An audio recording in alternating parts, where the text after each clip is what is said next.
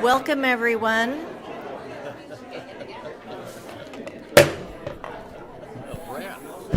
Wow, that's twice. I know. In a row. And I don't even know if it got quiet. Welcome, everyone. That's better. We will have our student representative, Leah from Sato, lead us in the pledge.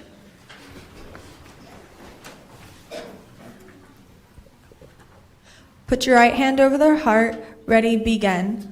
I pledge allegiance to the flag of the United States of America and to the republic for which it stands, one nation, under God, indivisible, with liberty and justice for all.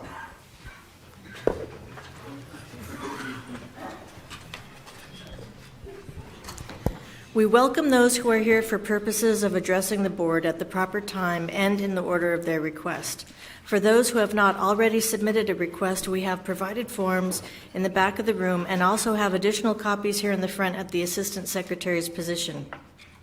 If you wish to speak during the meeting, please fill out a form indicating your name and the agenda item you wish to address. You may also make a request to give testimony on an item not listed for discussion today. However, full discussion on any items not listed on the agenda will have to be delayed until such a time as the item can be publicly posted in advance as a regular agenda item. If you wish to ask questions, please address them to the chair, to the chair and not to individual members of the board or to the staff. The board has been meeting in closed session regarding matters listed on today's closed session agenda and wishes to report that no reportable actions were taken.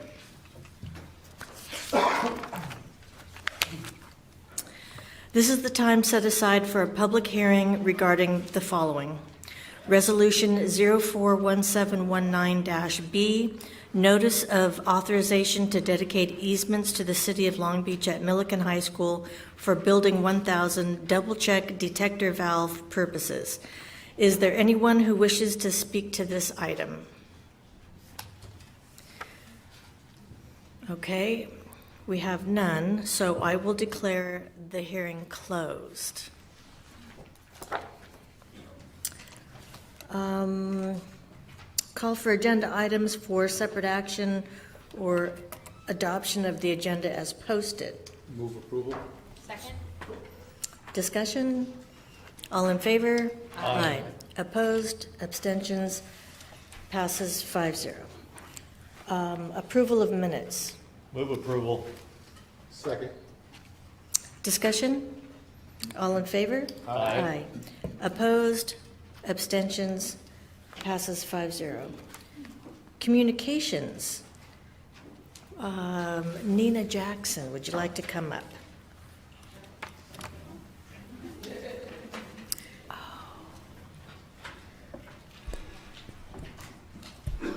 Good evening, board members, Superintendent Steinhauser, and staff. My name is Nina Jackson, and I am speaking tonight as president of the Long Beach School Librarians Association. I'm here to present our Teacher Librarian of the Year, Mr. Jack Hobush. Jack began in Long Beach as a classroom teacher at Starr King, Lee, and Butler. As a second grade teacher, he shared with his site's teacher librarian that he always wanted to be one.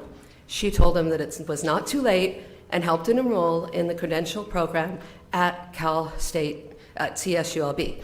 This led him to positions as the teacher librarian at Twain, Holmes, Keller, and Jefferson before landing at Millikan. Jack has been the teacher librarian at Millikan since 2011 and has worked hard to make it a warm and welcoming place. He has earned national board certification as a teacher librarian and is always willing to share ideas and lessons with his fellow teacher librarians. I asked his co-workers at Millikan to say something about Jack. One person replied, "Jack sends positive, funny, inspiring emails to the staff on a weekly basis about news updates, library support, lesson ideas in the library, etc." Other responses were that he is always happy, helpful, friendly, and engaging with the students, that he is supportive of student aides in the library and helpful with special education student aides. One last reply sums up his work at Millikan. Students love him and find him humorous. He's a great resource. He provides helpful lessons for teachers to use in their classroom, has great ideas, is always willing to help. The list could go on and on. I am very proud to have Jack as a peer and to name him as the Long Beach School Librarians Association's Teacher Librarian of the Year.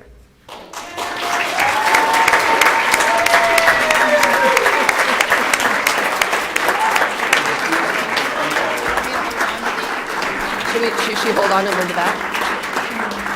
You want her to hold on to him now? You want to hold on to him? Okay. Oh my, this really is something. Thank you so much for presenting this very special honor to me. This means a great deal to me, and I must thank some very dear people. First of all, I couldn't have taken this journey into the world of librarianship if it hadn't have been for my partner. You keep me centered, and I can always count on you. Professionally, I owe a tremendous debt of gratitude to our teacher librarian community. I feel so very lucky to work alongside colleagues who support each other so deeply and do such incredible work. None of us stand alone in our success. Trailblazers like Sandy Patton, Pam Ullman, Nina Jackson, Crystal Miranda, Susan McRoberts, Darlene Dunn, Kat Tessia, Heather Gruenthal, Gail Ashbrook, Robin Justice, Leah Lattis, Kathleen Nursey, and Camila Jackson have all been great inspirations to me. And there's so many others I wish there was time to commend because they are also deserving of acknowledgement, praise, and appreciation. Sandy was the first person who started me on this road. Sandy, could you please stand? Thank you. She suggested I pursue a librarian media credential and was there for me every step of the way. If it hadn't have been for Sandy, my life would be so very different now. Thank you, Sandy, and thank you, Nina, Pam, for your support and guidance through the National Board certification process. When I needed your help, you were all there for me. Is Dr. Farmer here? She's not here yet. My CSULB professor who directs the Teacher Librarian Services Credential Program has tirelessly been there for me through the credential program, my master's program, and through the attainment of my special class authorization for digital literacy and information theory. You're truly an inspiration to so many of us within our school library community, and I know that LBUSD greatly appreciates your university partnership with the student teaching phase of the Teacher Librarian Services Credential Program. I'm almost done. I'm sorry. I'd like to thank Michael Navia. He's right over here. Can you stand, Michael? Thank you. One of the two co-principals at Millikan for being here tonight and being such an avid supporter of the Millikan High School Library. Principal Navia has shown his support by promoting our school library and its resources at Millikan's department and SLC meetings. I also want to thank the board of the LBSLA for the special recognition. This truly is a lifetime moment for me. I greatly appreciate this. Thank you. Now, to the Board of Education. I am so glad that I work in a district which values its teacher librarians and supports our library resources by enhancing and updating our collections, providing us with professional development opportunities, understanding the importance of our state's new database collection, and preparing our youth for the demands of college. Strong library media programs do increase student achievement and make a difference. Strong library collections are fundamental to make all this happen. Thank you for your acknowledging the LBSA for its contributions to the district and by providing this moment for me to be on your very busy agenda. And thank you also to Jamie Nichols, who submitted my name to the LBSLA for consideration for this honor. It was so kind of her to think about me and to go out of her way to do this. It was such a surprise. I don't know what to say. Thank you so much. Thank you. And Darlene Dunn, in honor of School Library Month in April, would like to present a short information piece about the databases that we use, provided by you and the state. Good afternoon, President Craighead, board members, Superintendent Steinhauser, and executive staff and student board member. It is my privilege to present to you today some of the things that our students are doing with the California State Library databases. I want to thank the Information Services Department for placing the databases into the portal this summer, both for students and teacher librarians, so our teacher librarians can preview them before starting our school year. I'd also like to give kudos and thanks to Crystal Miranda, Library Curriculum Leader, for arranging an all-day professional development training day in October. And thank you, Superintendent Steinhauser, for notifying our administrators that we would be attending that and having that time off. We really appreciate it. I, last but not least, would like to share with you, give you an update of how our students are coming into the technological age.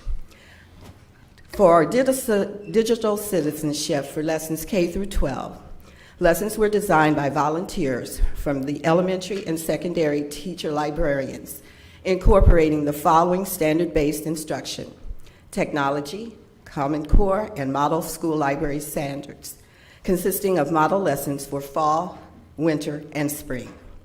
The elementary teacher librarians utilized our book review meetings to meet in teams of 2 to design and develop for each grade level, in addition to each team working online and face-to-face. Each team worked on a different K through 5 lesson. Secondary teacher librarians had one face-to-face meeting and created a Google document in which contributions were made to create lessons in grades 6 through 12. I would now, on behalf of the teacher librarians, like to take you on an audio tour of what our students are learning.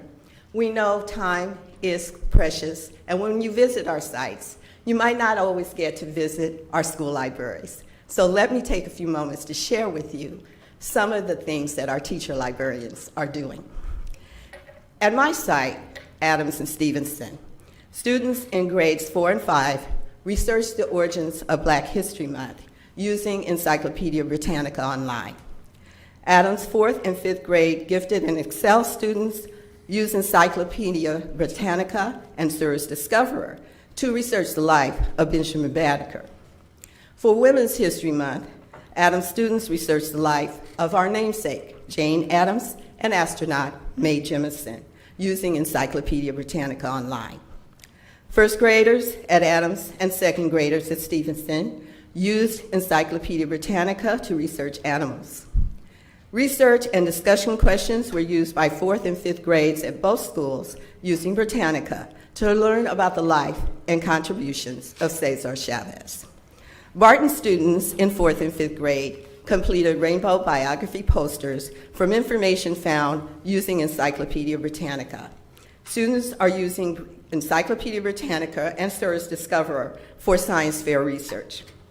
Bryant and Longfellow, Bryant's second graders, are using Encyclopedia Britannica for their animal projects.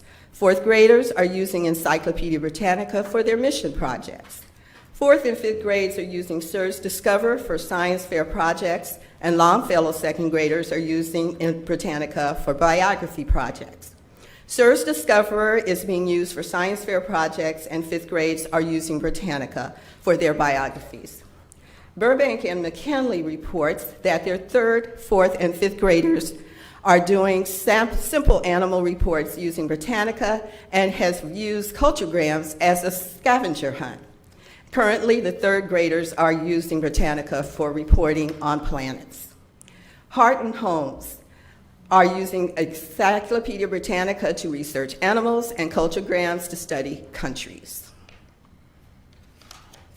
Lafayette, 1st and 2nd grade have direct links to Britannica School, and they also, because they are a dual immersion school, use Britannica Escolar to teach researching facts about animals and animal habitats. Direct links into Google Classroom and teaching how to search in databases. They are taught why we use these sources and that because they are vetted and give true resources that are just right for our students. Second grades are using teachingbooks.net. They view the trailers and they reviewed the book Love by Matt de la Pena. They listened to the author and illustrator explain the theme of their book before it was read aloud. Lafayette sent such an extensive report. For Lincoln and Mann, teachingbooks.net materials were used to supplement their author study on Patricia Polanco. And they also used Encyclopedia Britannica for math skills with the Atlas tool. Signal Hill and Whittier, third graders, used Encyclopedia Britannica to pick 2 favorite animals and compare the two. Their fourth graders chose a topic, either volcanoes or the solar system, using Britannica for research answers, and fifth grade used SIRS Discoverer to fact check 2 truths and 1 lie. The truths were the ones that showed up on the research, the lies did not. Starr King and Kettering, our 4th and 5th graders, used Encyclopedia Britannica as their electronic resource for nonfiction animals, mammals, and sea life. For author study, the teacher librarian showed the 3rd through 4th grade students how to look up different authors using teachingbooks.net. Oropesa and Roosevelt. Oropesa's 5th grade students used Encyclopedia Britannica and SIRS Discoverer to gather credible and accurate information to support their biography projects. Roosevelt's after-school YMCA RAP program gathered information using Britannica to learn a variety of ocean animals. They gathered this information from articles, images, and videos to create a 3D display of their learning. And now to our K-8 and middle schools. Garpers and Cubberley 8th graders use ProQuest eLibrary for their biography projects, historical events such as the Holocaust and the Dust Bowl. Pro and con topics for their unit on What Matters, which is their ELA, one of their ELA units. They use SIRS Issuers Research for their controversial issues projects, and again for the What Matters in ELA.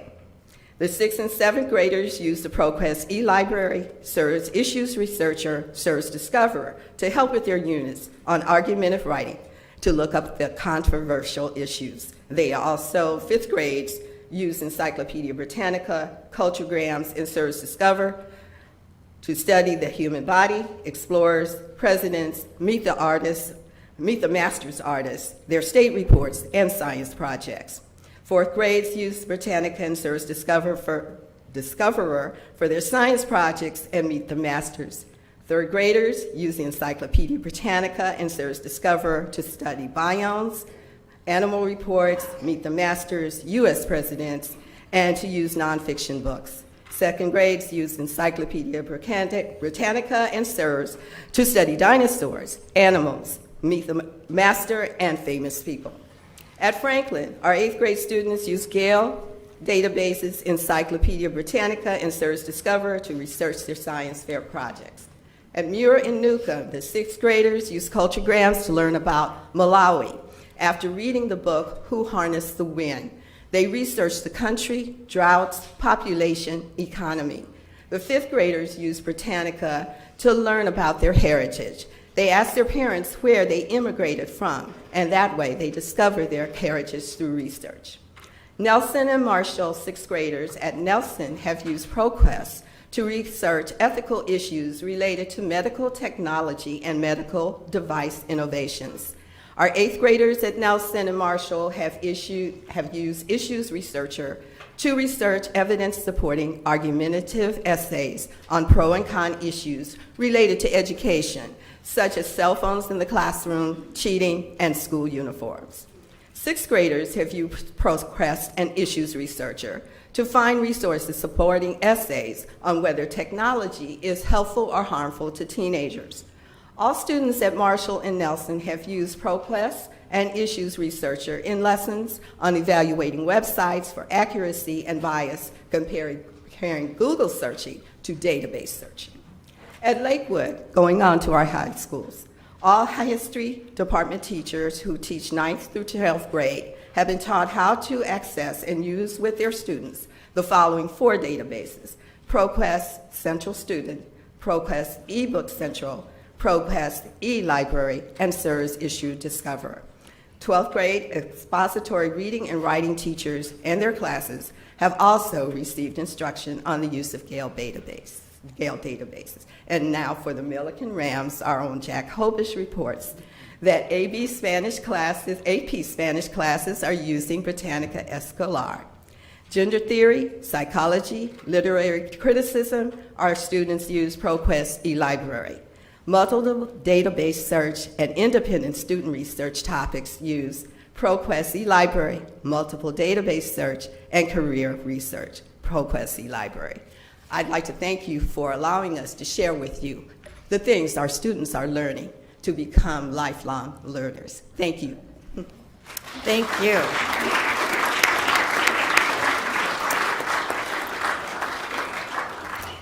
So I'd like to congratulate Mr. Hobush. I know he does a great job. And I know that you are very friendly and have fun at Millikan. If you'd like to stay with us the rest of the meeting, you're welcome to, or you may take this opportunity to leave and celebrate. I know your fellow librarians usually stay for the whole meeting, though, but I don't want to pressure you into doing that. We always have our faithful librarians in their section, and that's a fact. Okay, now we move to public testimony on items listed on the agenda, and we have none. Staff report, the LCAP. We will have Robert Tagorda. Good afternoon, President Craighead, members of the board, executive staff, and members of the community. I'm very grateful for this opportunity to announce that our draft for the Local Control and Accountability Plan is now available online at lbschools.net. This is the earliest that we put it out and put it together. It's the result of thousands of feedback, thousands of hours of work by stakeholders throughout the entire district. Parents, teachers, administrators, stakeholders in the community, students coming together to provide us with ideas to ensure that we can address the achievement gap and support our students and their unique needs. So in this brief report, I just wanted to show you how to access the draft LCAP and how to read the draft LCAP so that we can continue throughout the planning process between now and June, at which point we'll have a public hearing with the board alongside the budget, and then board approval toward the last meeting of this school year. So our LCAP and all of the materials that support the LCAP are available on our district website, lbschools.net. If you log into the site and click on local control or budgets, you will be directed to this webpage, which contains all of our information and documents regarding the LCAP. That includes all of the agendas, all of the minutes for our District Community Advisory Committee, our District English Learner Advisory Committee, our parent groups throughout the entire school system, our Local Control and Accountability Plan Advisory Committee, all of the various things that we've done throughout the course of the year to collect feedback from stakeholders. It also includes the documents that we've collected from our Local Control and Accountability Plan community forums, which took place this year in October and in March.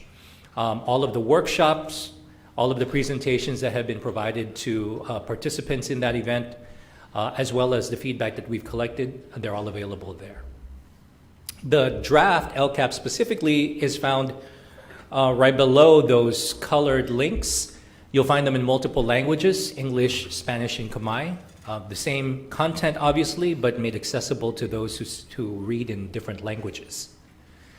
And what you'll see is a document that's 177 pages long, much of which uses content from previous plans.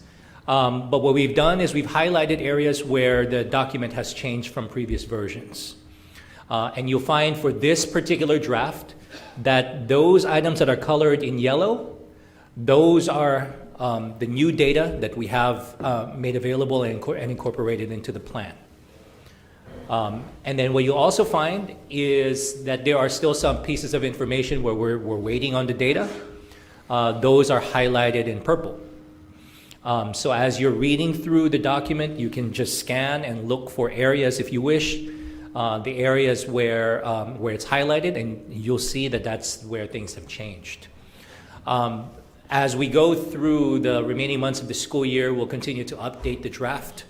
And as we do so, we will highlight further changes in different colors so that it's easier for the public to follow. That concludes this brief announcement. If you have any questions, I'm more than happy to entertain them now. But again, thank you very much to the board and to our stakeholders throughout the community. Do we have questions? I know in years past, thank you. You're welcome. And I'm, again, thankful and appreciative of all the hard work that goes into being able to put it up so early. We know other school districts sometimes don't make their things available until fairly late in the process. In terms of information that we may still be waiting for, I would imagine that some of that is contingent on budget numbers. Yes. So we're waiting for news out of the Capitol in terms of a May revise in the governor's budget, because some of those allocations, my understanding is they would change as the state moves towards adopting a budget. That would make our numbers adjust. Is that That's correct. the bulk of what information we don't have? Okay. That's the bulk. The bulk of it is budget. So what you'll find in there right now is all the data, since they've already been presented to the board. Those have been fully incorporated in there.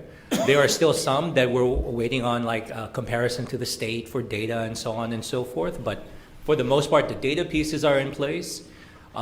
Most of the stakeholder engagement pieces are in place, with the fact that we're still having stakeholder engagement meetings, so they're still subject to change. But most of the pending information would fall around the budget piece. Thank you. Okay. Any other comments or questions? Yes. I'm wondering, Mr. Superintendent, if you can highlight for us the process and why this June hearing is important in terms of the LCAP adoption. Well, the LCAP, excuse me, for those who don't know much about the Local Control Accountability Plan, it's a 3-year plan. So this is actually the 3rd year. The upcoming year is the 3rd year of the plan. So ideally, you should not have major modifications to the plan unless something wasn't working right. So what Robert and the team have provided is the plan. And it's really important, you're going to, at every board meeting, you'll have pieces presented to you. There will be some, there are 46 items that our stakeholder groups are voting on right now to prioritize. If new money does come in to the board, what their recommendations are, then it's the body of the board to decide how to spend that new money. So for example, if we get $1 million, we would come to you and say, we recommend that you spend $800,000 of it, because we never always spend all of it. And here are all the items, but that would be a living document, because we may not have all the numbers until after June, because it's really about the May revise. And so when the public hearing comes in June, both the public hearing of the LCAP and the budget are presented, and that will be on June 10th, I believe it's going to be. And then the following board meeting after that is when the board would actually vote to approve those. Then they're sent to the county for adoption. But it doesn't mean that we cannot modify, and we do that all the time. So it's, and that's what's important for all these recommendations, that you may only be able to vote on 5 of them or 6 of them, but 10 of them may be implemented in the following year because of new resources that come in. Thank you. Thank you, Robert. Also, can you give us a sense, Robert, of any additional stakeholder meetings that take place between now and June? Yeah, so the bulk will center around our district community advisory committee meetings, which are in the calendar and on our district webpage. Our district English Learner Advisory Committee, our Coalition to Involve African American Parents, our Community Advisory Committee, our Local Control and Accountability Plan Committee. So we have a whole list of those calendared right now, where we're going to continue to provide these, the content of the LCAP, as well as solicit further input from stakeholders. And what we're doing, as the superintendent alluded to, is following a very similar process with all of them, so that we can collect consistent pieces of information from all the participants, meaning that we've gathered all of the recommendations from the committee, from all the committees, and then we're presenting it back as sort of a collection of all of the feedback, and then having people prioritize and support the district in that way, and then try to incorporate that as much as we can into the LCAP. Yeah, that's great. I think it's important for us as a district to continue to highlight the importance of building community capacity to understand the LCAP, but also be vested in their role as part of the LCAP. So I appreciate all your efforts, Robert. Thank you. You're welcome. Okay, thank you, Robert, for that report. Now we go to public testimony on items not listed on the agenda, and we have a few. We will start with Matthew Ortiz. Good afternoon, board members, superintendent. My name is Matthew Ortiz. I'm here on behalf of my daughter. Her name is Elena Ortiz. She's a student currently at Renaissance.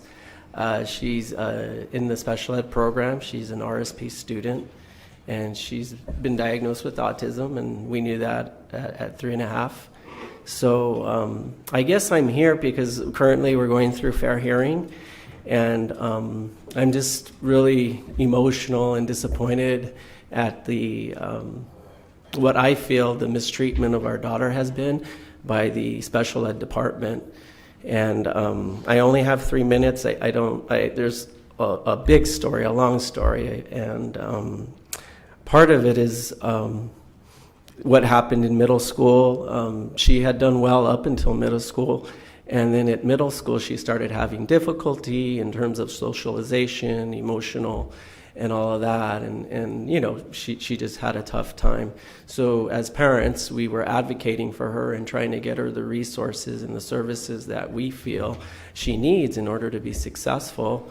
And we really didn't feel the special ed team that we were working with was being forthright and giving us those resources that we felt she needed. And I forgot to tell you on, you know, just a little background of myself and my wife. I am a special ed teacher. I was for 8 years, and I'm currently in the induction program for another district helping special ed teachers as well. And then my wife is a speech pathologist, or she was, and now she's a school psychologist. So we felt if anybody could navigate through the system, it would be us. And here we are going to fair hearing and having to spend our savings, money that we had set aside for our kids to go to college, but we feel it really is needed at this point in time, because in order for our daughter Elena to have a successful 4 years at Renaissance, she needs those services or some of the services that we've requested. But again, we haven't been able to come to an agreement, and therefore I believe in mid-May we're going to be going to a hearing. And it's just really unfortunate that it's come to this point, and I felt obligated on behalf of my daughter to come here and speak on her behalf so that hopefully she does get the services that we're requesting. And then lastly, I had a conversation with a friend of mine. She's a teacher here in Long Beach, and she looked at me and she said, Matt, if you feel honestly that you've done everything, or the district and yourself has done everything to support your daughter so that she can be successful in high school in Long Beach, then by all means accept their offer of FAPE, which is for her to return to special ed, a special day class. And I ultimately told her I don't feel everything's been done. I'm sorry, but your time has expired. Thank you. Thank you. Our next speaker is Rebecca.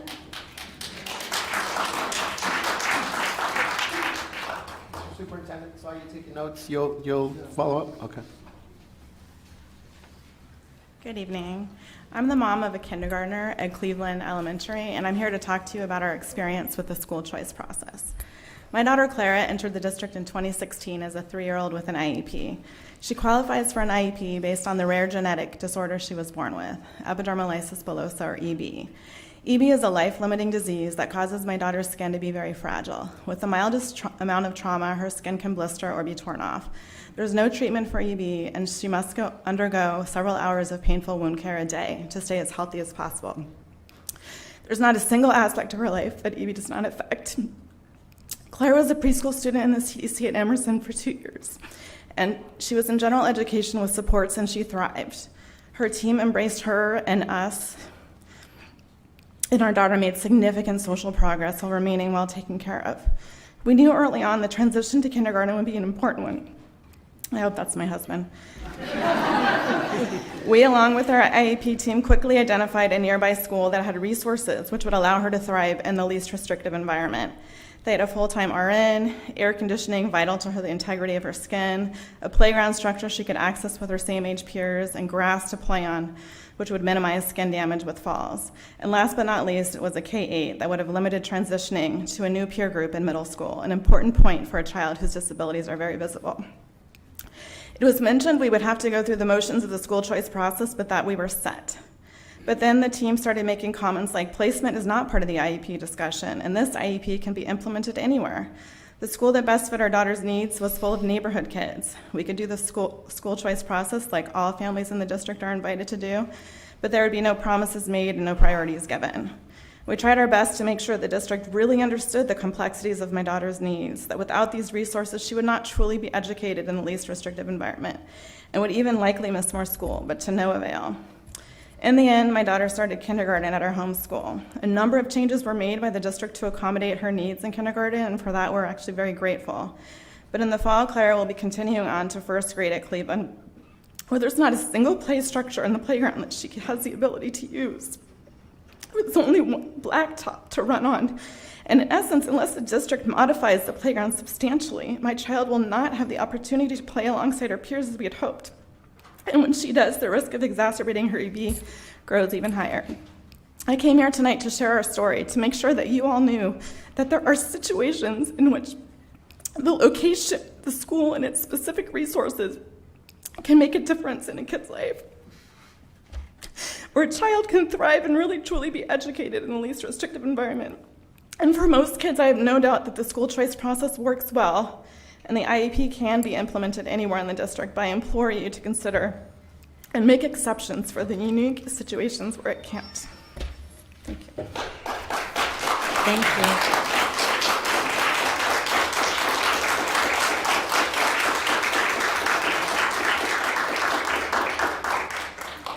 Next, I'd like to ask up Stephanie.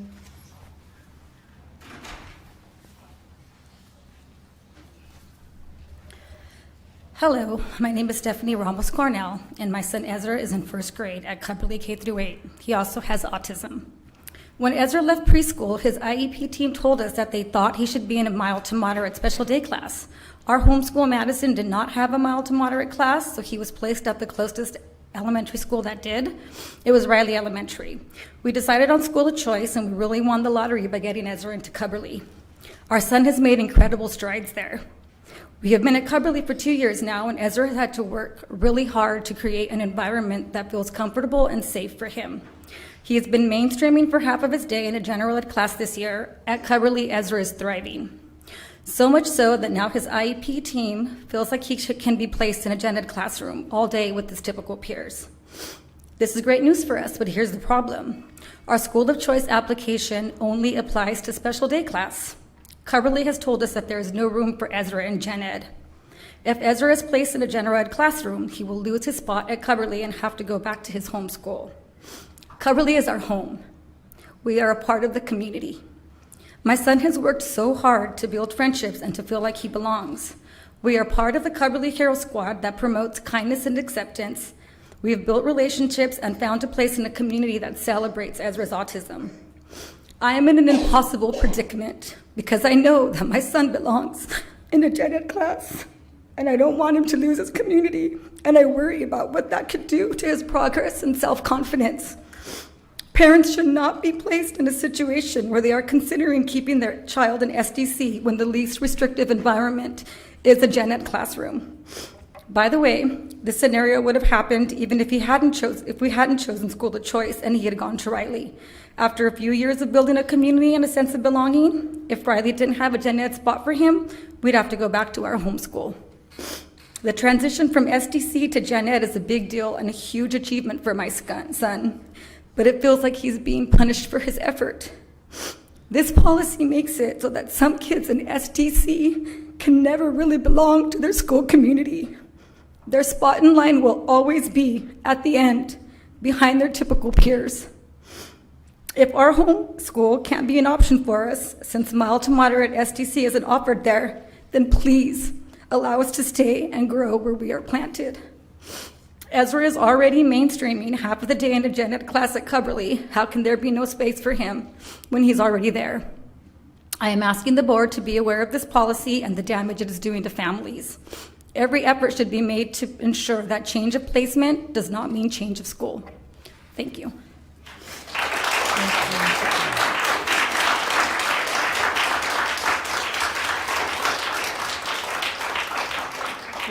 Next, we have Dondrea McAllister.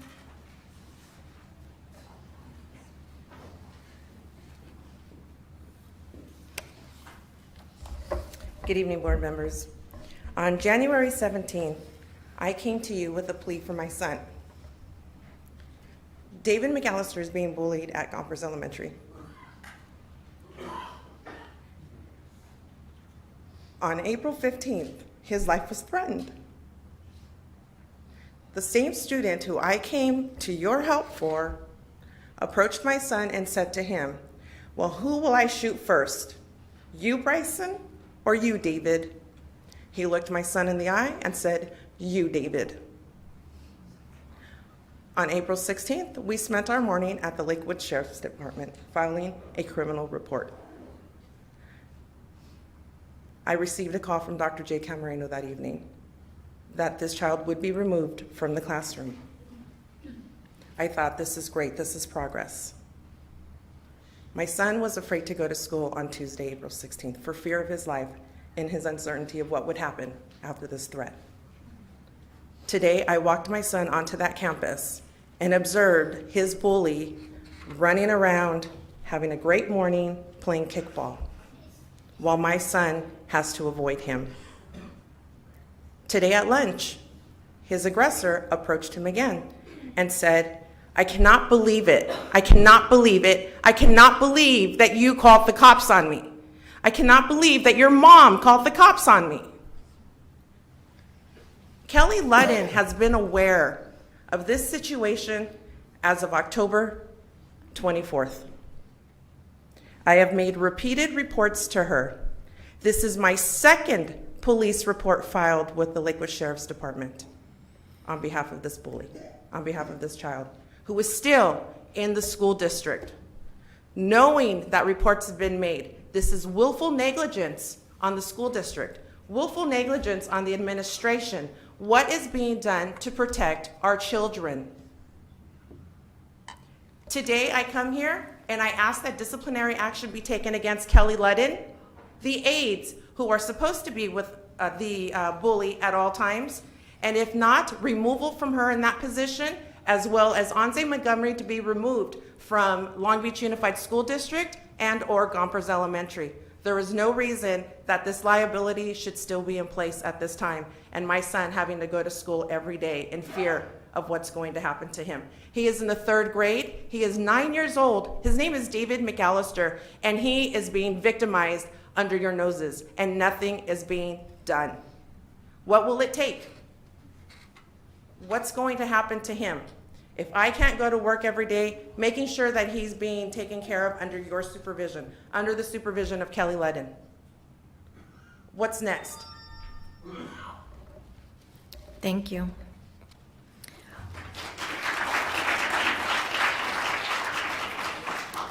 Robert Collins.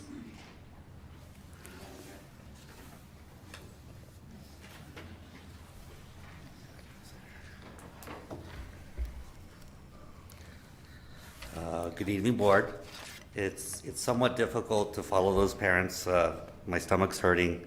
I hope we can solve some of these problems. Andy Warhol was gay. Thank you, board and superintendent, for all you do for kids. My name is Robert Collins, and I'm a parent of a student at Fremont Elementary School. I'd like to make a request to the board. Pass a resolution stating that all children deserve to learn their histories.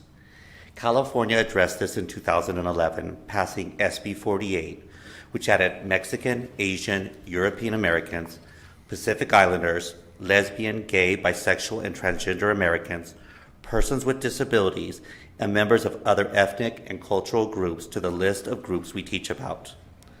I was a middle school social studies and special education teacher for about 30 years and found that sometimes it's the little things we do that count. Did you know that every time you call transgender children by their preferred name, it reduces the likelihood that they will take their own lives? Simply teaching kids that they and their families are part of our collective history can make them feel included in school and in the community. A couple of years ago, I spoke to the board about the lack of implementation of SB 48 at Fremont with regards to the gay and lesbian community. The last time I spoke to the board, many teachers at Fremont had not heard of SB 48 or read the new social studies framework, and there seemed to be a confusion between sex and sexual orientation.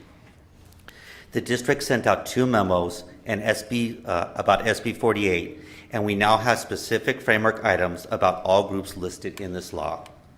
At Fremont, conversations have taken place, sometimes with the principal, sometimes difficult.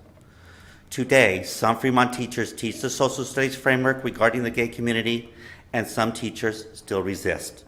It's time to stop resisting. It's hurting kids. At Fremont, some teachers teach about gay families and Harvey Milk, but there are other subjects in gay history other than Harvey Milk in the framework. Teachers are professionals and must read the new social studies framework adopted on July 14, 2016. They have no right to ignore these items. It's hurting kids. After chatting with Dr. Steinhauser a few times, I believe LBUSD is committed to implementing SB 48. Principals must hold their teachers accountable for implementing this law, just as we do for all educational laws and curriculum. If teachers need assistance, it should be provided. We must keep moving forward, and all teachers must do their part. It's the law in California. All kids need to see themselves in our gorgeous collective history. Thank you. Thank you.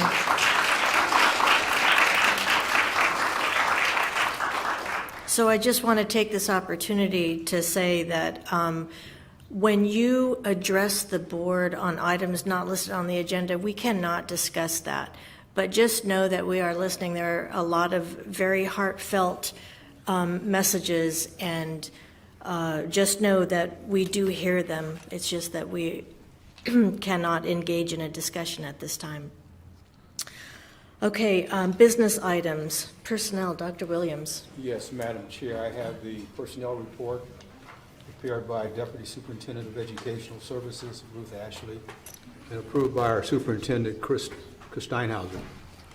I will do the classified portion of the report first and the certificated portion next. There were 80 appointments, 5 leaves of absence, 1 demotion, 1 termination of service, 14 resignations, 13 retirements, 6 reductions for lack of work, lack of funds, 1 abolishment for lack of work, lack of funds, 3 amendments, and 1 rescission.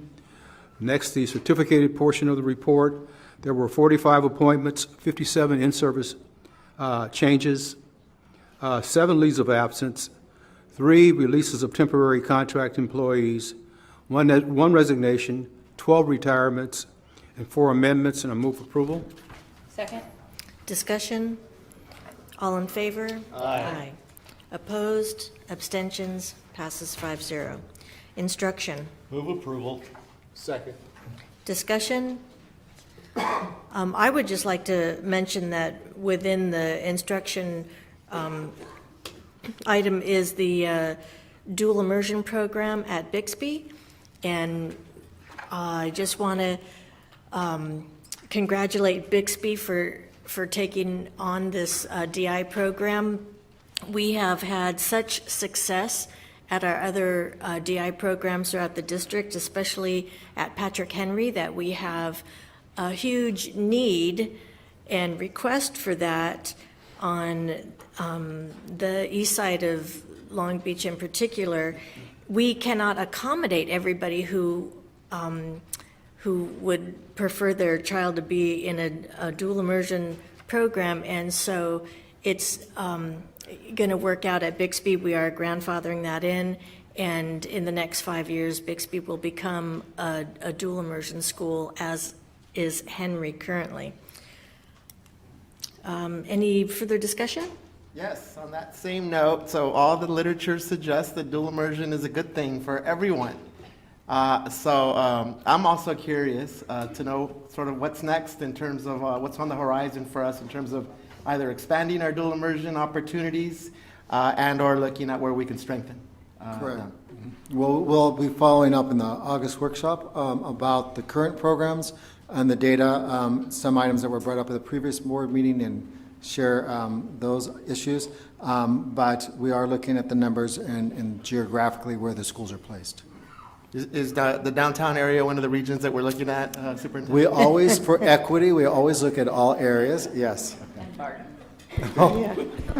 I just want to, I just want to mention that the fifth graders at Patrick Henry outperform all other fifth graders. I'll just throw that out. Even more reason to consider expanding our programming, President. Absolutely. Okay, all in favor? Aye. Opposed? Abstentions? Passes 5-0. Finance report. Move approval. A. Second. Discussion? All in favor? Aye. Opposed? Abstentions? Passes 5-0. Finance report B. Yes, Madam Chair, I recuse myself from participation in Finance Report B on the consent calendar. I have a potential financial interest under Government Code 1091 and 87100. My husband works for a subcontractor who's done work for the payees. Move approval. Second. Discussion? All in favor? Aye. Opposed? Abstentions? Passes 4-0. Business Department report. Move approval. Second. Discussion? Yes. I think it would be good for us to have a sense of what percentage of our contracts get amended, and we can sort of have a conversation around, above what amount those are, because sometimes we'll get a list of amendments, whether they're changes in scope and or budget and or time frame, but within a bigger picture, since we're getting these on a monthly basis, I think it would be good just to get a sense of how many of our contracts are amended. And again, that doesn't necessarily mean every single one of them, but above a certain threshold, and also considering that some may change very slightly in budget, while others, let's say above 20%, there's more sizable budget changes. So I think it would be good just for us to, take a snapshot of where we're at with that. Okay, any further discussion? All in favor? Aye. Opposed? Abstentions? Passes 5-0. Purchasing and contracts report. Move approval. Second. Discussion?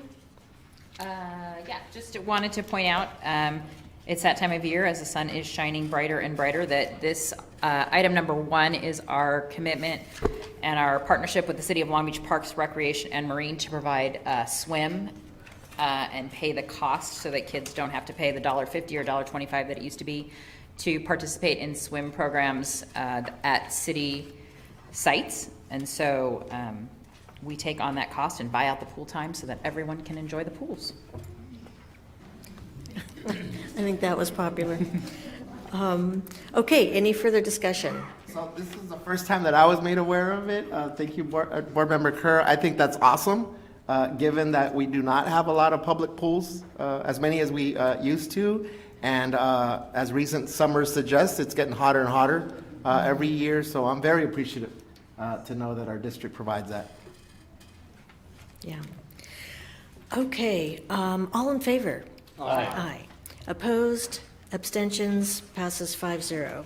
Superintendent items. Yes, Madam President and members of the board, I have 6 expulsions that I need to recommend to you.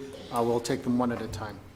So the first one is student 963. The student would be expelled under Education Codes 48900.4 and would not be eligible to apply for readmission until the end of the fall semester of 2019-20. However, Student Placement Services has recommended that the student be expelled with a suspended expulsion and placed into one of our middle schools. Move approval. Second. Discussion? All in favor? Aye. Opposed? Abstentions? Passes 5-0. Next, I have student 591. This student would be expelled under Education Codes 48915C3 and 48915A2, as well as 48900J. It would not be eligible to apply for readmission until after the end of the fall semester of 2019-20. However, Student Placement Services has made the recommendation that this student be expelled with a suspended expulsion and an opportunity to attend another school. Move approval. Second. Discussion?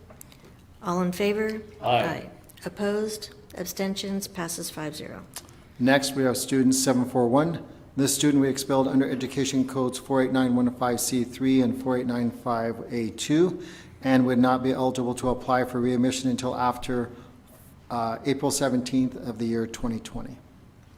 Move approval. Second. Discussion? All in favor? Aye. Opposed? Abstentions? Passes 5-0. Next, we have student 711. This student would be expelled under Education Codes 48900.4 and would not be eligible to apply for readmission until after the end of the fall semester in the year 2019-20. Move approval. Second. Discussion? All in favor? Aye. Opposed? Abstentions? Passes 5-0. Next, we have student 386. This student would be expelled under Education Codes 4895A3 and 4895C3 and would not be eligible to apply until the end of the fall semester of 1920. Move approval. Second. Discussion? All in favor? Aye. Opposed? Abstentions? Passes 5-0. Next, we have student 932. This student would be expelled under Education Codes 4895A3 and 4895C3 and would not be eligible to apply for admission until after April 17th of the year 2020. Move approval. Second. Discussion? All in favor? Aye. Opposed? Abstentions? Passes 5-0. And next, we just have the quarterly information item under the Williams report, and there were no complaints. It's just an information item. That makes it easy. Yep. Okay, unfinished business, we have none. New business. Board meeting schedule. Move approval. Second. Discussion. All in favor? Aye. Opposed? Abstentions? Passes 5-0. Board Policy 5145.11, questioning and apprehension by law enforcement. Move approval. Second. Discussion? Yes, Madam Chair. While this one addresses the question of law enforcement, what about the folks, the immigration folks who want to come in and question our students? What kind of policy do we have that deals with that? So we're good with that? Yes. Okay. Yeah, this excludes immigration officers. This is only non-immigration. Non-immigration, that's why I asked the question. Yeah, only. Okay. But we're good. And I also know, certain times of the year we end up updating policies based on legislation that is passed and come into effect at the state level. So is that the impetus for this change as well as meeting the needs of the district? Is it both? Yes, but really the goal is to have a clear policy to help our school sites deal with these sensitive situations, all while maintaining our relationships with the Long Beach Police Department, the Lakewood Sheriffs, making sure that our sites have the least amount of disruption when our students need to be interviewed. Also, to provide the support for students during these interviews, as well as making sure that our parents are informed along the way. Dr. Ashley, just to follow up on that, so as a parent with a student in the district, under what scenarios are parents informed and when? So what does this policy reflect in terms of parents being notified when a student is going to be pulled out and or interviewed? So we know that when it comes to student safety, it's really about communication and making sure that it's timely. So when we have law enforcement come onto our sites, it's important that we cooperate, and we want to make sure that those parents are informed. It's typically after the interview has been conducted, and we also make sure that the student feels comfortable, and so that there's an adult on campus that they can identify to be with them during that time. My understanding of the policy is also, though, there's a component where if a student is either taken into custody, that the parents are notified immediately, right, at that point? Yeah. Absolutely. And it also excludes situations where child abuses Correct. come into play. Okay. And I would think for those potentially listening and hearing this for the first time, if it's not included in the agenda in the back of the room, it is included in the agenda, which is online for tonight's meeting, as well as will be made available during the board policy section. So for people who may have had some specific questions around language, if you haven't seen it, it is available currently online and will continue to be available, I assume. Okay, any further discussion? All in favor? Aye. Opposed? Abstentions? Passes 5-0. Board Policy 6146.1, High School Graduation Requirements. Move approval. Second. Discussion? Yes. So, why are we doing this? To put it bluntly? No, it's cleaning up language. For example, the exit exam is no longer The case. correct. So it's just making sure things are current with current law. Okay. And in terms of changes to recently entering students, I'm talking about immigrant students that are entering the district. Right. That's cleaned up as well? Okay. Okay, any further discussion? All in favor? Aye. Opposed? Abstentions? Passes 5-0. Resolution 041719-A, authorizing Chief Business and Financial Officer to compensate Board Member Megan Kerr for absence at board meeting. Move approval. Second. Discussion, Ms. Kerr, would you like to Sure. address that? I never like to miss a board meeting, and I don't do it hardly ever. And I was unable to attend the second day of workshop in the board meeting because I was up in Sacramento at the request of the superintendent in the district to participate in a press conference and testify before the Assembly Education Committee in support of AB 951, which is our SAT bill. The hopes that we can let our district and other districts choose to use the SAT as the test requirement for juniors instead of the SBAC. So while I missed all of you, I have watched all of the video, so I am up to date.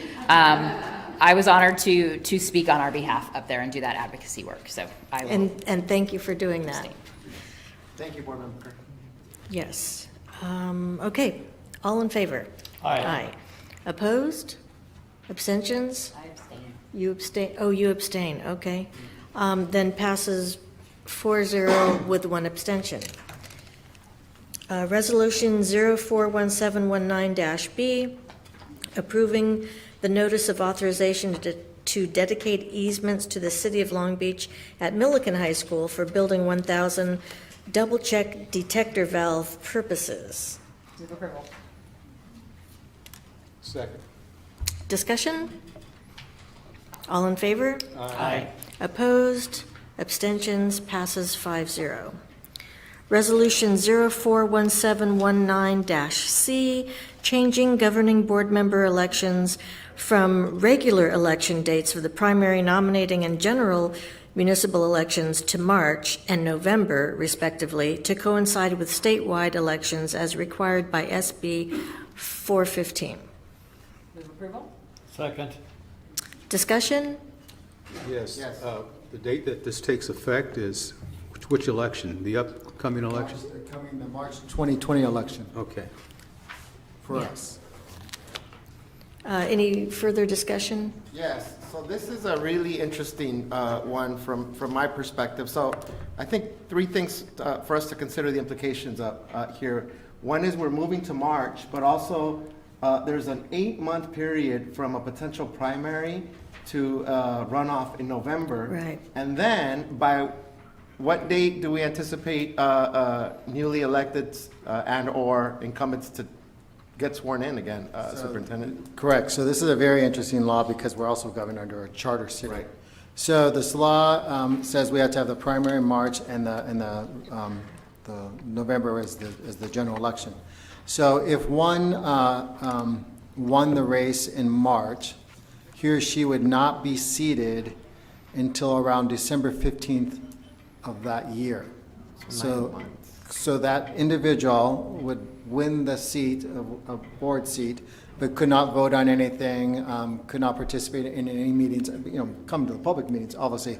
But because the way the law works under the code is that after the November election, we cannot seat a board member until the election is certified by the county. And the county will be running all the elections now. So the city of Long Beach will not be running the elections. So, and it takes approximately 30 days to certify the election. Then once the election is certified, we have a window of time, approximately 4 weeks, to swear the board member in at that time. And so for us, it has to be that last week before winter break, because otherwise we'd be in winter break, potentially, depending on when we take winter break. So that will mean that, for example, all of your terms will be extended by 5 months. So Mr. Meyer and Dr. Williams' terms will be extended in instead of expiring in July of 2020, they will expire in December of 2020. In the year 2022, the three of you, your seats will expire in December of 2022. And that's when we would do our reorg meeting. So we would swear in our new board members that time, and we would also, beginning in the year 2020, choose a new president, choose a new vice president of the board. So this July, we'll still do our regular reorg like we always do, but beginning in July of 2020, it will all take place in December. So that's one thing we do need to look at, and we're working with the city on this, is, and this would take a charter amendment, to be very honest with you, is that, is it possible to say that in the March election, winner take all, and then they're seated, but, so you don't have to have a runoff. But that will not change the fact that that person still can't be sworn in until after the November date. So you would have an 8-month, quote-unquote, lame duck period. Correct. And so what we have to look at, and this is really important to talk about because we develop a budget. We develop a budget with you. We start the LCAP presentations early on. So come December, we are presenting to you the first interim budget. And you know well that we go through a huge process of doing that multiple times. So we're going to have to, as staff, under your guidance, look at how we build in structures so if one does win outright in March, that we bring these individuals up to speed so that if an individual here is retiring, that they can hit the ground running. Because we have close to a $900 million budget, roughly, give or take a couple million. It's a lot of money with a lot of responsibility and a lot of things happening. So it's going to change how we do business too, because no longer will you have a June election and a July swearing like we've had in the past. Dr. Benitez, I've been called a lot of things, but never a lame duck. I was only operating under the if one gets elected scenario that the superintendent played out. So a couple of more thoughts, and I think this has additional implications other than the ones that you just mentioned. One is that a potentially newly elected board member would be sworn in mid-academic year. As well, right? And so just coming off of this cycle, being sworn in July, I think was a huge advantage because I had the August workshop and then I could start off the academic year sort of in sync with organizationally where the district is. So that's an additional consideration. But I want to run with the scenario of a winner-take-all March scenario. So what, as a board, are our options considering that, yes, the charter would have to be amended and or changed, but to really look deeply and do some exploratory research as to what are the implications of a March runoff, and B, scenarios where, March winner take all, general. But there's still this 8-month to 9-month period where I think it presents institutional challenges, electoral challenges, pragmatic doing business, operational challenges. So what are our options here, Superintendent? I think our option is we have to work on two fronts. The first front is the charter front with the city, which we've already started to engage those conversations.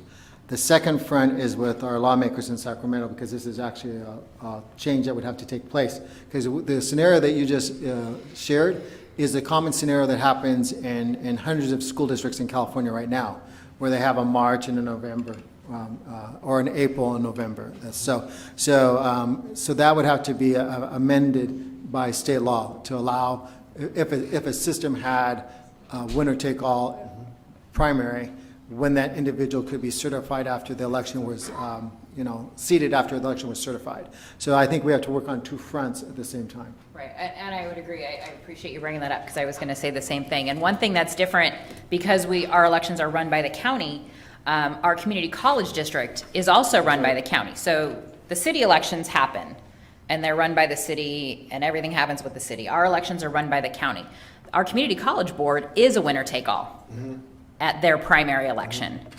And they do a very similar model, but they do winner-take-all and a swearing-in in January. So I think it's important for us to enter into the conversations, because I know when we're doing a city charter, potential change to the city charter, that there are X number of days, there are a certain number of hearings with X number of days between hearings. So it's a multi-month process, I think, to even have that conversation. So I would be interested in us reaching out to the city attorney's office and speaking with Mr. Parkin about how do we begin to have that conversation, because I think we realize nothing changes from March to November 2020. We are in this cycle, but we have the potential to make changes for the 2022 election to potentially go to a winner-take-all at the primary and a swearing-in at a charter meeting in July like we currently do. It just takes some of that planning. So if we could enter into those conversations with the city at that point, and then whoever we need to contact, whether it's election lawyers, to see what we need to do at the state level to begin that advocacy as well. And coalitions through CSCBA too, because there might be other districts that are very interested in the same process. But the other thing is also a fiscal issue, you need to know, because the elections will cost us more money now, operating under the county than they do at the city.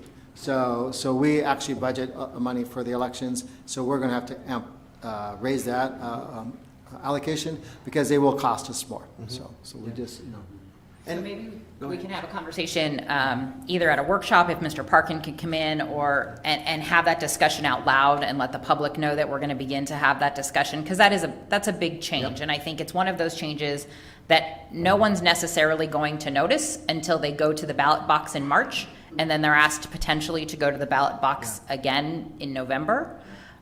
There's just a lot of room for confusion, and we'll ask him to come in. Would love to get a really early jump on that, so that we can have robust conversations with the community around it. Right, because even under an outlier scenario, so let's say that for whatever reason, it's not impacting the 2020 cycle, but we're looking at the 2022 cycle.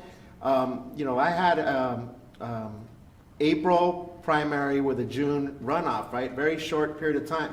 So even a June to November is better than a March to November. So there are all these outliers, right? It's just sort of what are the mechanisms by which, it's fiscally sound, operationally sound, consistent to the charter, and/or needs to be amended, because there are all these implications, not just financially, right, but just the turnaround time and how these things occur. And the members of the audience in the public the reason that we're doing this, the lawmakers in California, they moved the primary, our June primary, up to March. Right. And then they consolidated all the primaries to March, and they moved everything to the November election for two reasons. One, for the presidential election to have a greater voice, but the other one, which is as important, is hopefully to have a greater turnout in all elections. Right. Because we know elections, it's sad. Right. The greatest gift we have as an American, and a lot of people don't exercise that gift. So, so that was the impetus. So we need to know that too, as we try to change laws in Sacramento to give us more flexibility. We may have some resistance on some of these issues. So that's why this discussion needs to take place. Right, and I think, understanding that the laws, that the dates were moved and laws were passed in order to increase access and participation in our elections, which absolutely 1,000% we need to do.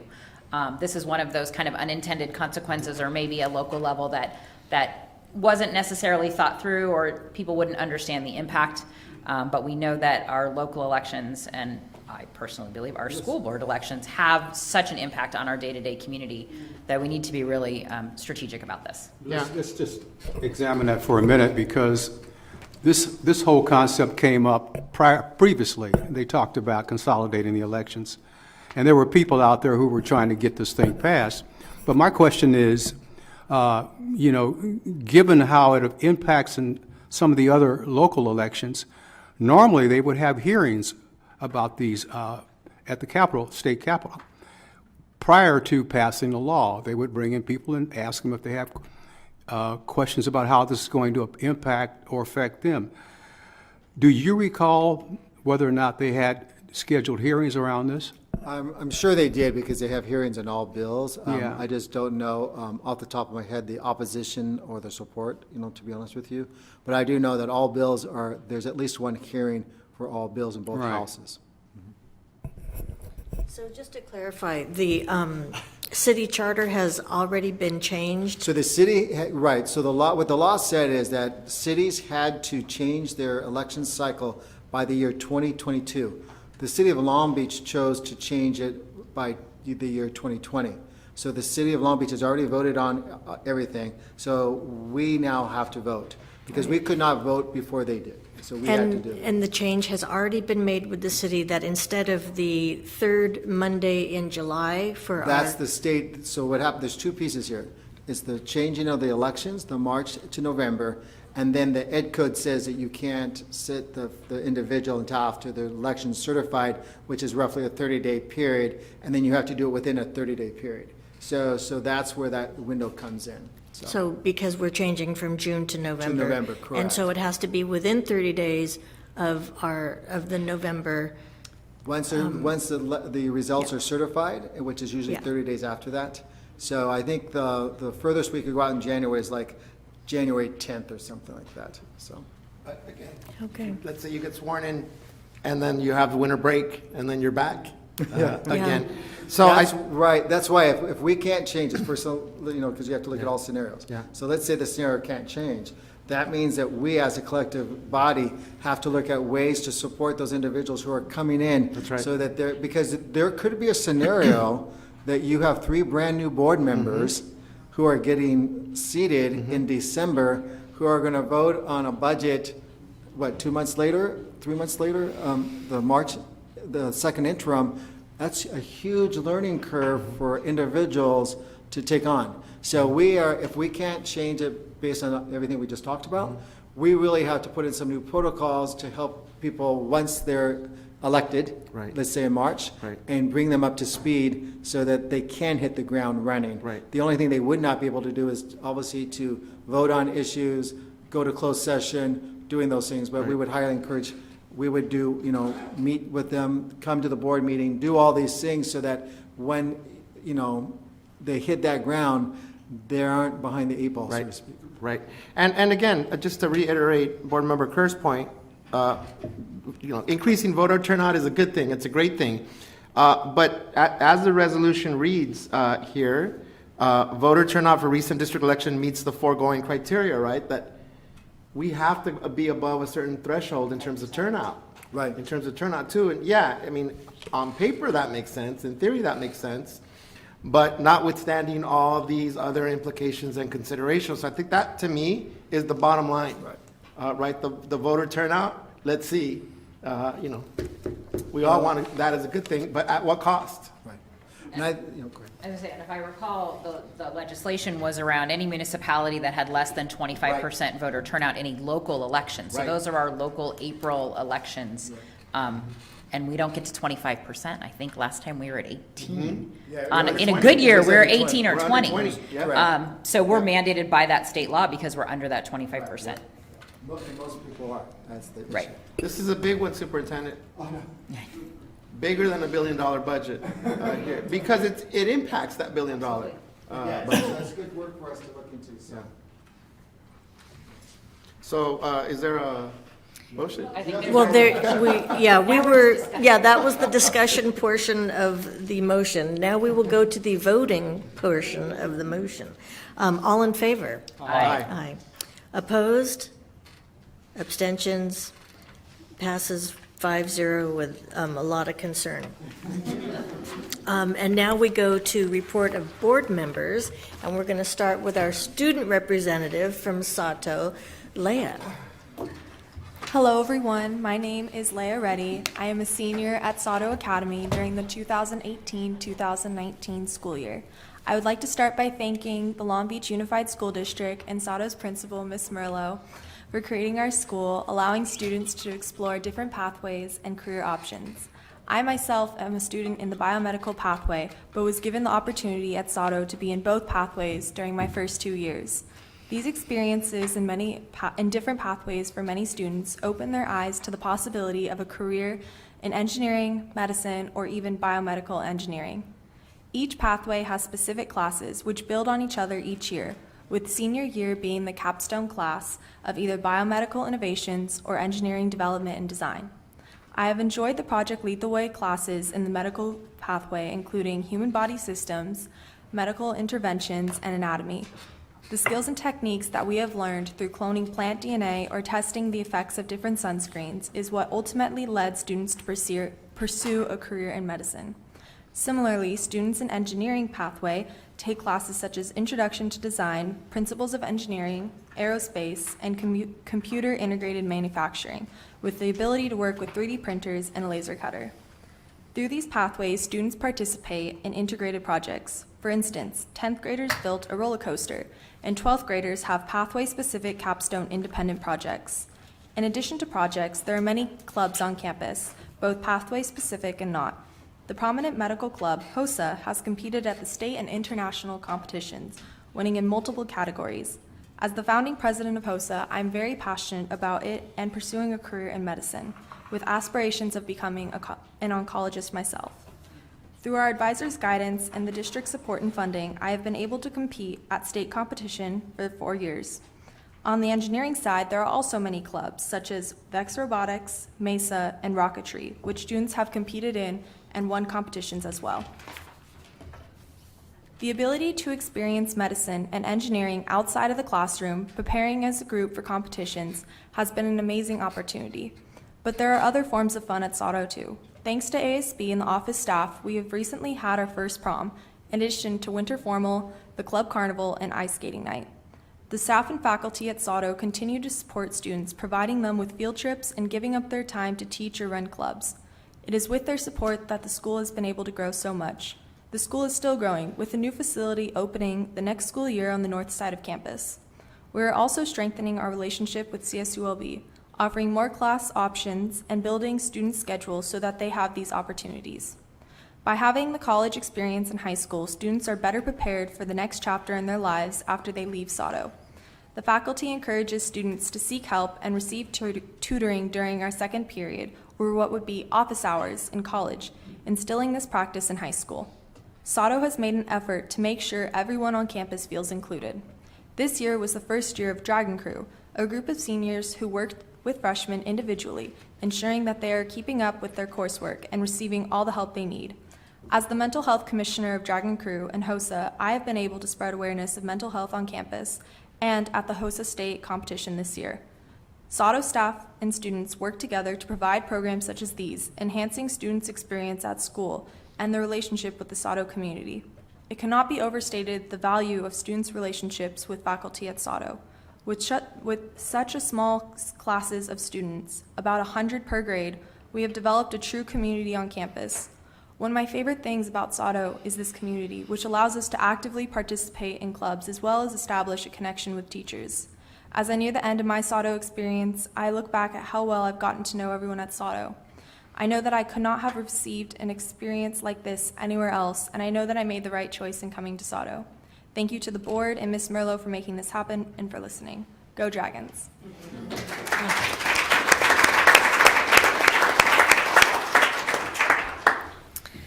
Okay, Ms. Kerr. Yes. Oh, can we ask, and this is the first time we get to ask a SAUTO student, what are your plans for next year? What are you looking at? What are you thinking of? Obviously a career in medicine, but where's the pit stop? Well, I'm not sure about college yet. I mean, I haven't decided where. I'm deciding between UCR and Chapman, and I've gotten into a lot of great schools coming to SAUTO, but I definitely want to do medicine. As I said, I want to be an oncologist, so I'm looking at what college would be best to get me into medical school. That's wonderful, and thank you for taking a chance on us 4 years ago. That was a leap of faith that you and your peers took and said, what are they building and how's it going to turn out? So thank you for trusting us, and it's wonderful to hear how well you've done, so thank you. Just briefly, I just wanted to thank the superintendent and all the folks who present and show up to the parent forums. They're about once a month this year, and it leads to some great conversations and revelations and lots of celebrations and suggestions on where we can do things better and room for growth. So I want to thank the superintendent for being open to once a month, twice in one day, allowing parents to come and ask questions and to raise concerns and give suggestions. I don't know too many other large urban school districts where their superintendent stays after and stays late to answer personal questions. So again, Mr. Superintendent, thank you for continuing to do that. For executive staff and presenters, thank you for coming, especially those who come at night. I also want to just give a shout out to Dr. Prager and her Exalt performers from Star King Elementary School on their fabulous rendition of The Lion King last weekend. It was amazing. Mr. Ocampo was back there running the music.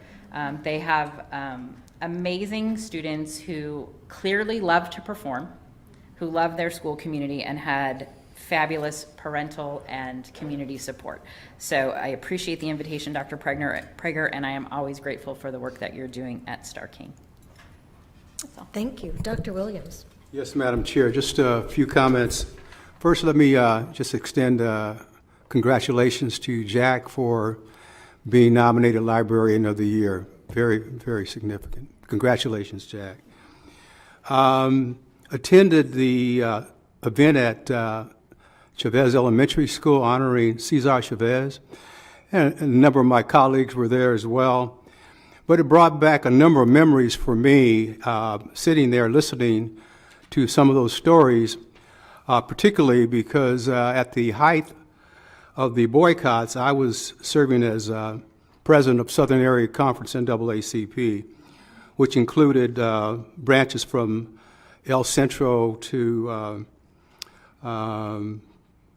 can't recall the other part of that, Lompoc. And we had the adult college branches that all participated as part of that boycott. And some of those memories were going through my mind about how we pulled all that together to support the boycott. Career Day, Cabrillo High School, and very proud to be there and watching the companies that came out to basically provide information to our students about the various kinds of careers. Law enforcement was there, the military was there, Cal State Long Beach was there, Long Beach City College was there, a number of other businesses were there, basically just providing information for our students. And last Long Beach Call, I was there with Diana this past Saturday, where we did mock interviews for a number of our kids, and basically really surprised at the preparation of our young folks in this district who were there to interview for paid and unpaid internships.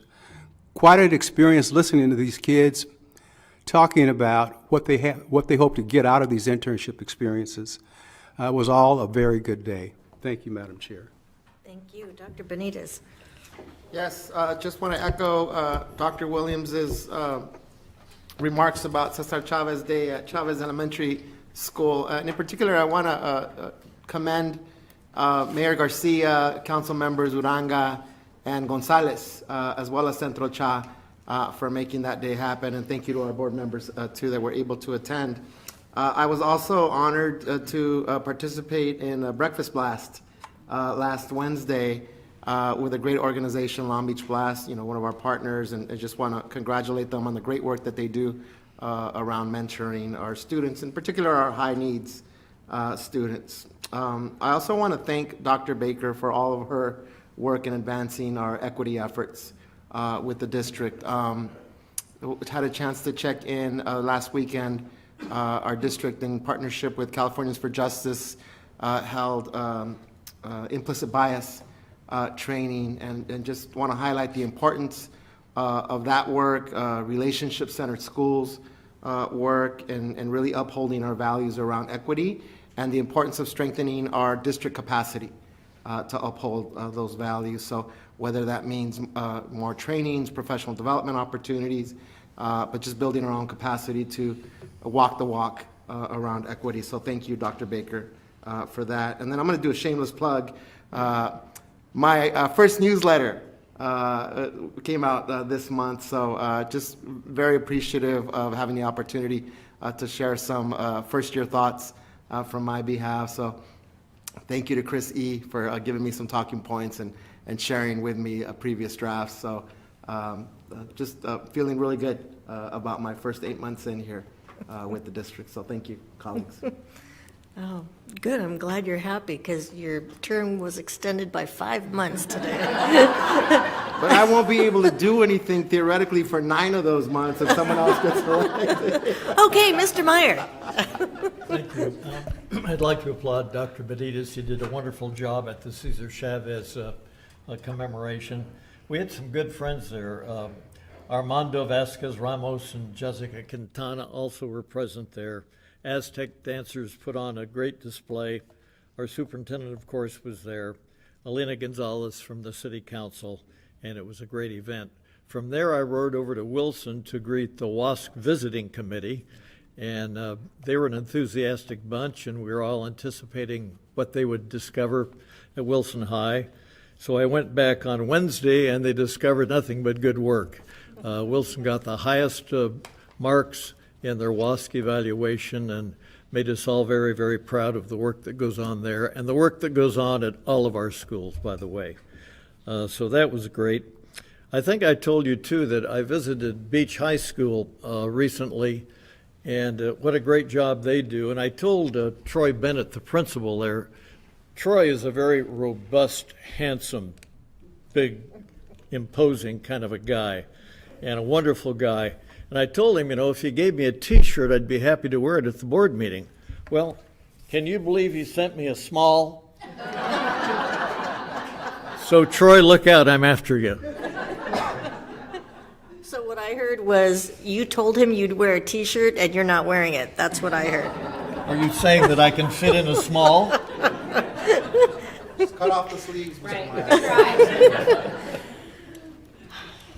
I think it's time for my report.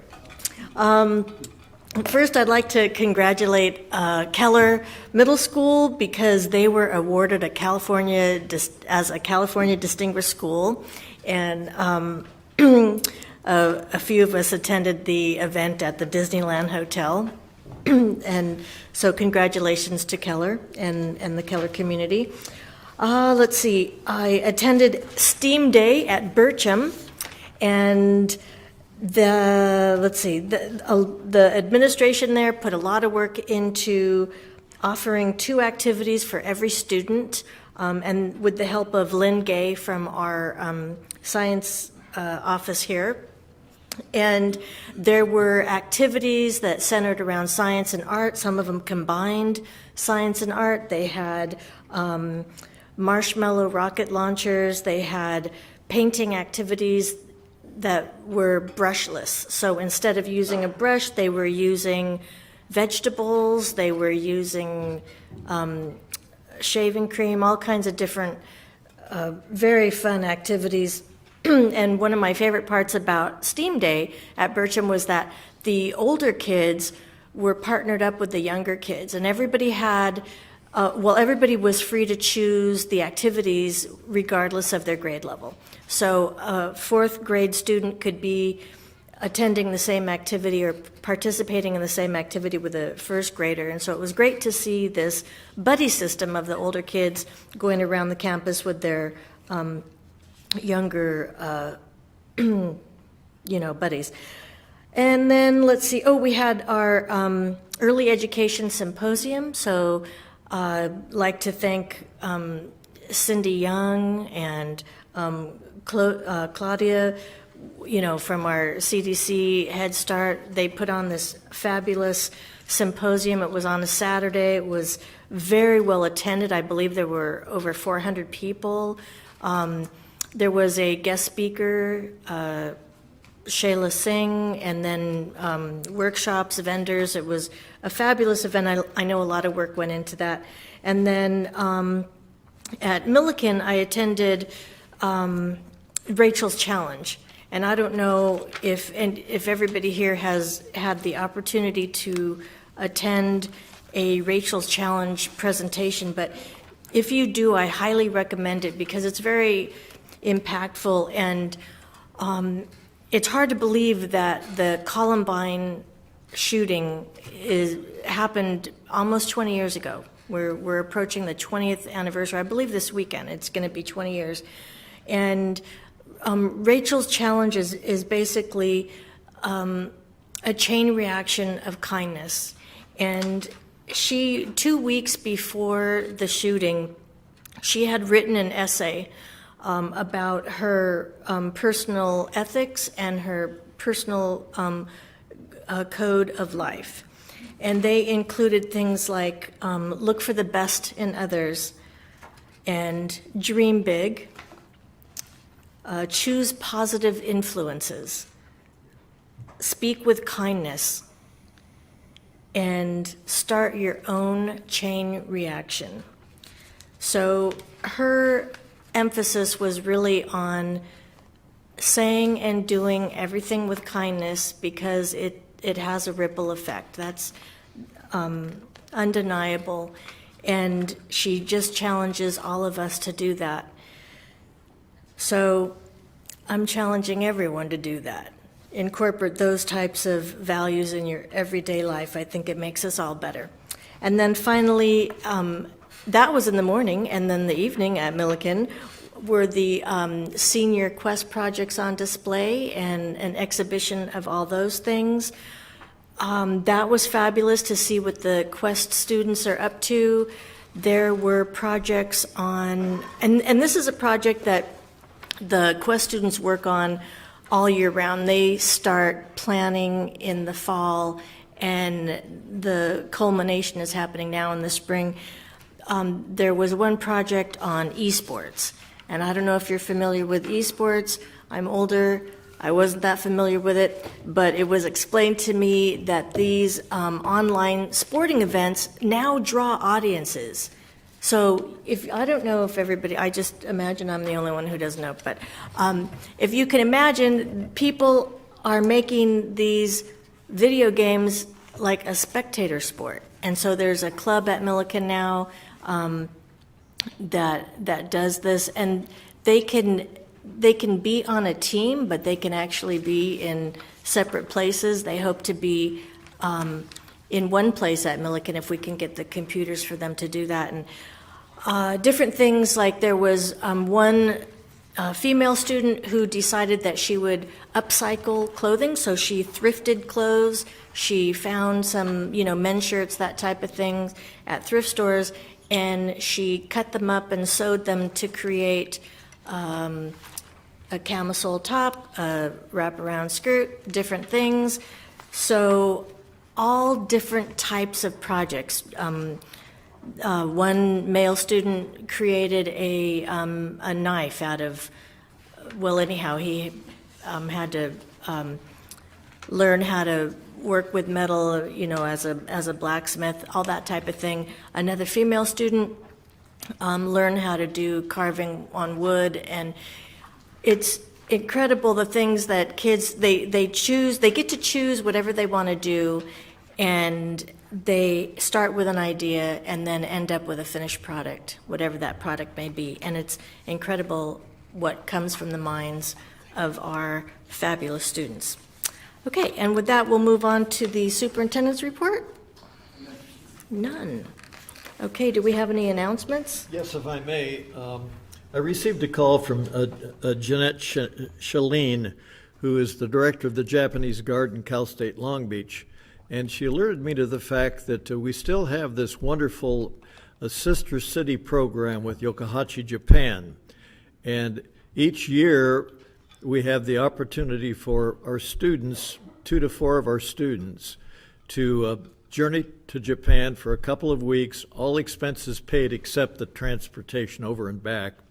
And we've kind of run a little bit shallow on students who are interested. So I'd just like to put a plea out there. It's late for this summer, but if we have teachers at our high school who pick this up and might be interested, we still have time to try to recruit some students who could participate in this wonderful program. And we'll get on it next year at an earlier time so we don't fall behind. Thank you. Okay, any other announcements? Yeah, Link Learning Long Beach presents our LBUSD Career Options Expo. So mark your calendars on May 2nd at Lakewood High School. There will be representative from community colleges, adult schools, job training programs, and hiring employers. So as we prepare our students for college and career, here's one more option to look at what's next. So again, May 2nd at Lakewood High School. Great, thank you. Any more announcements? Yes? One more announcement. So AOC7, one of our neighborhood organizations, is hosting their 7th annual literacy fair on May 11th at MacArthur Park, and that starts at 10 a.m. Very good. Okay, great. Do we have a motion to adjourn? So moved. Okay, meeting adjourned. Thank you for coming.